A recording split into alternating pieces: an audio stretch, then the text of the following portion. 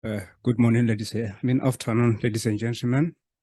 My name is Bango Happy, all the way from South Africa in the University of Limpopo. I am so excited today to be here, and I'm so much thankful for this privilege. Allow me to take you through my talk under the title NPK fertilizer requirements for Jatropha zeyheri tea under microplot conditions. I'll be presenting this topic together with my professor, Maboko Mposi from the University of Limpopo in South Africa, and together with Dr. Shadung from Sol Plaatje University, all from South Africa.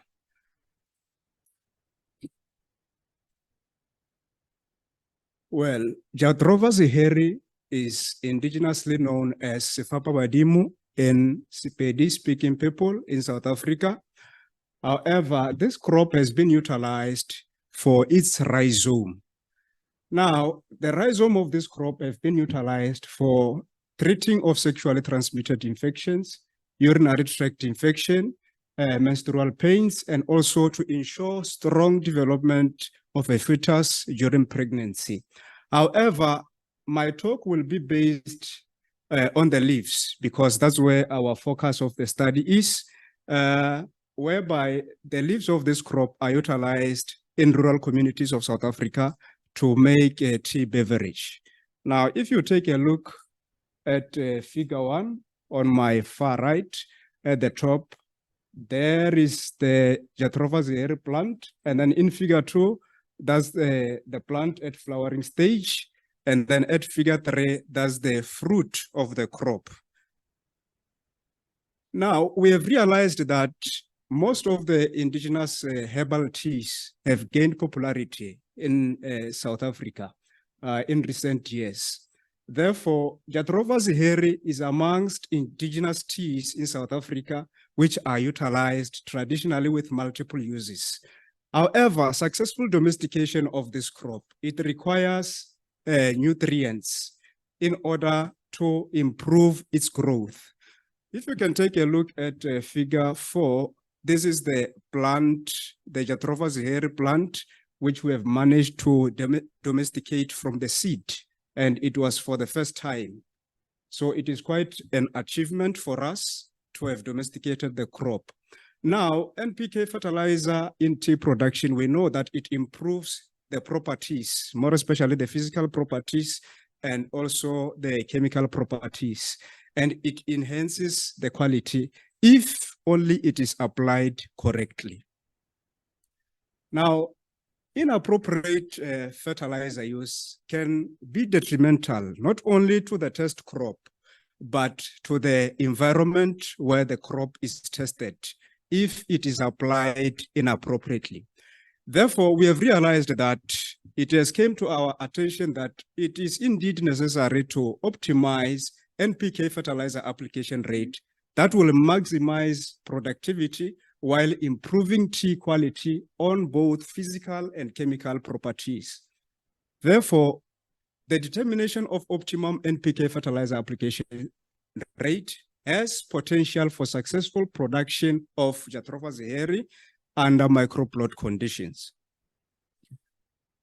Now, the aim of this study was to establish optimum fertilizer application rate that will promote both physical properties and chemical properties associated with Jatropha zeyheri indigenous tea's high quality production under microplot conditions.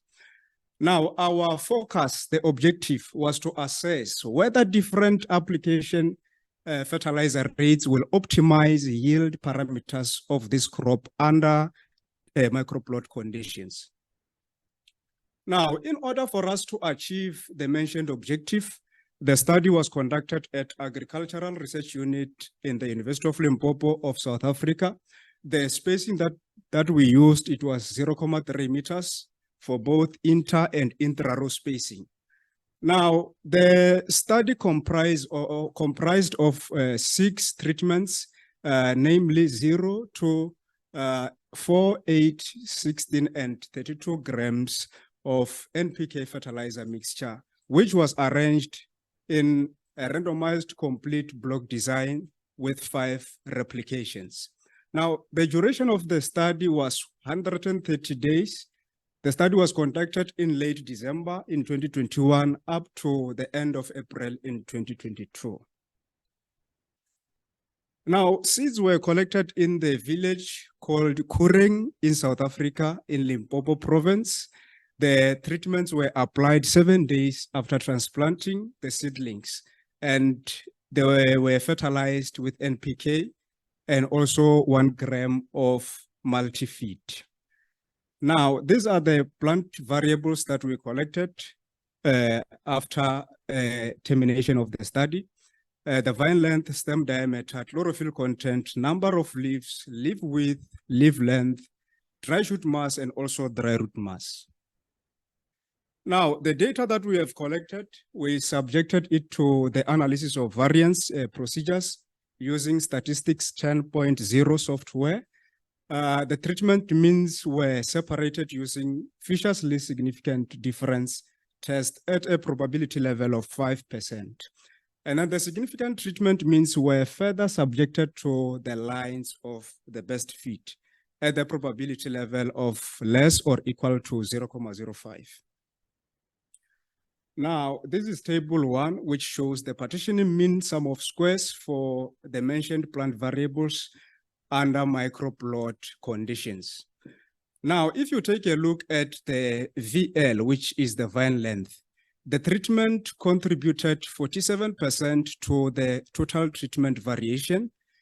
And I want you to focus on the difference of the 3 colors here. The black ones are for the ones that are significant. The blue ones are the ones which were highly significant, and the red ones, they were not affected by the treatment. And then if you focus under the vine length, the treatment contributed 47%. Under stem diameter, the treatment contributed 60%. And then under the leaf length, the treatment contributed 49% to the total treatment variation. And then if we focus on the chlorophyll content, the leaf width, and the dry root mass, they were highly affected by the treatments. And then the treatment contributed 70% to the total treatment variation under chlorophyll content, and the treatment contributed 78% under leaf width to the total treatment variation. And under the dry root mass, the treatment contributed 62% to the total treatment variation. Now, this is how the plant variables responded to the applied different levels of fertilizers. You can clearly see that there is a relationship, a strong relationship between the plant parameters and also the treatments. I only used the ones that were significant, both highly significant and the ones that were significant. And then I ignored the ones that were not affected, because I wanted to develop the optimum application fertilizer rate, and I cannot develop it with the ones that were not, with plant variables that were not affected. There it is. It shows how the plant variables are responding to the increasing levels of NPK fertilizer rates. Similar trend we have observed also in chlorophyll content and the leaf width, also in the leaf length and the dry root mass.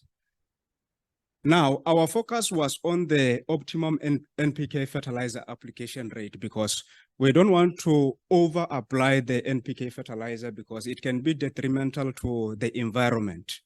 So we had to optimize the level that can be used without affecting the environment, but while promoting the growth of the crop and also its quality. Now, you can see the optimization levels of the vine length. It was at 4.3 grams per plant. The stem diameter, it was at 4.24, just like that.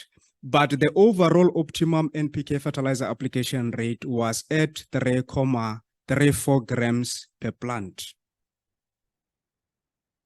Now we can conclude from this study that Jatropha zeyheri requires low quantities of NPK fertilizer for increased plant growth.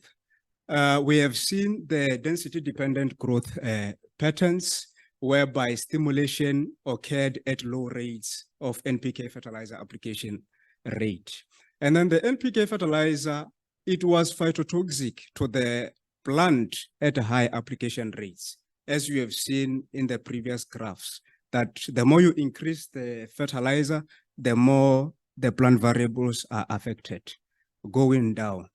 And then the NPK fertilizer for Jatropha zeyheri T was optimized at 3.34 gram per plant NPK mixture, which can be translated to 33 kilograms of NPK mixture per hectare. We have concluded that Jatropha zeyheri appears to qualify as a low input tea crop, which can be utilized in a friendly manner, more especially for small-scale farmers, because we know that small-scale farmers cannot afford this kind of fertilizers. So the low application, it is advantageous for them to use. I'd like to acknowledge this institution, the University of Limpopo, the National Research Foundation, and the Technology Innovation Agency. Thank you very much for your time. I appreciate it.